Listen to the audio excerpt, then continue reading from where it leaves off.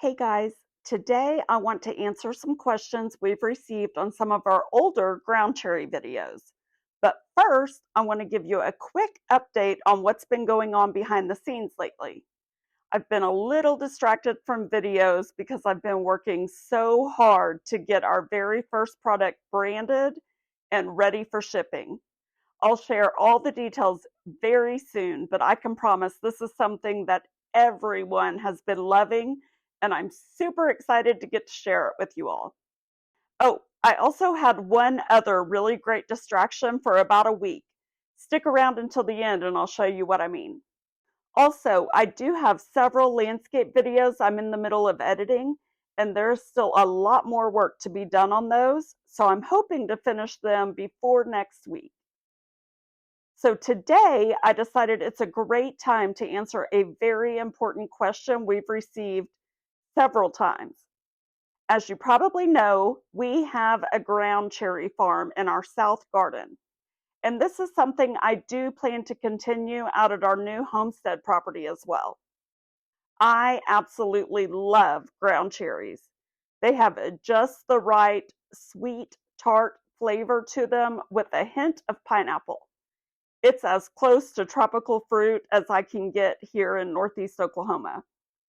But one big question I hear from people is that they discovered an unknown plant in their yard, did a Google search, discovered it was a ground cherry plant, and now they are wondering, how did it get there and how did they get rid of it? So first, let me tell you, it definitely is a good idea to take a photo of your plant and do an image search on it. The plant leaves, the fruit it produces, etc. There are many varieties of ground cherry plants. Some are more toxic than others. And remember, you shouldn't eat the green fruit unless it has been cooked. But I have a video already about toxicity, so check that out next if you are concerned. I'll link it up here in the right-hand corner. Also, if you aren't sure about an image search, now that we have our community tab active, you can post a picture if you know that you've got a ground cherry plant in your yard and you have questions about it for me. Feel free to post that on the community tab and ask your questions there. Okay, so what I grow is Aunt Molly's ground cherries. I've purchased these seeds from M.I. Gardner, Baker Creek, and several other outlets over the years. Aunt Molly's is a very popular variety. If you have ground cherry plants suddenly appear and you don't know where they came from, you were most likely gifted the plant from a neighborhood bird. Now, if you grow the plant intentionally and find that your second year you suddenly have plants popping up everywhere, welcome to the world of ground cherries. That's what happens because they drop a lot of their fruit to the ground and each one has hundreds of seeds. So it's nearly impossible to grow a ground cherry plant without having some seeds drop for next year. I say nearly, but there is a way that I recommend, so hang with me and I'll explain that in just a moment. If you have plants popping up all over the place, you might be freaking out a little bit, but there really is no need to panic. These plants pop out of the ground so easily, which I'm going to show you right here. They are also very shallow rooted too. You just want to pull them up before they have a chance to fruit. If you do happen to find some that have already formed fruit, just be sure you collect any of the fallen fruit right away and be sure to trash it. Don't put it in your compost. This is a very fertile plant. As long as you pull up all of your unwanted plants before they set fruit, I promise you won't see them again next year. Unless, of course, you have a friendly neighborhood bird trying to plant them for you. If you enjoy listening to the sounds of the garden, especially during a thunderstorm, I think you are going to like my August garden tour. I recorded a tour to share with you all, and I did it in the middle of a glorious thunderstorm. Glorious because the temperature was about 20 degrees cooler than normal, which in the middle of August is very welcome. I hope you will subscribe to the channel because it really does mean the world to me. And I've got a lot of exciting things I'm working on for you guys.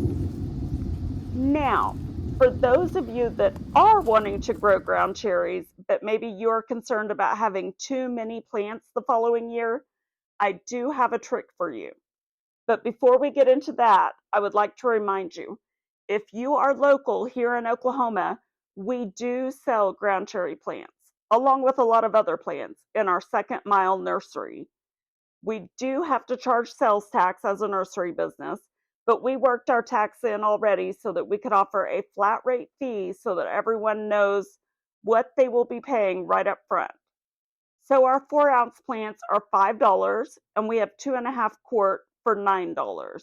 We also offer mix and match on our 4-ounce pots, 5 for $20, and on the 2.5 quart, we sell them 3 for $25. Now remember, that's after tax. If you are interested in plants, I will pop up my email address right here on the screen, or you can check us out on Facebook or Instagram at Second Mile Journey, or our website, secondmilejourney.com. Now, back to growing ground cherries.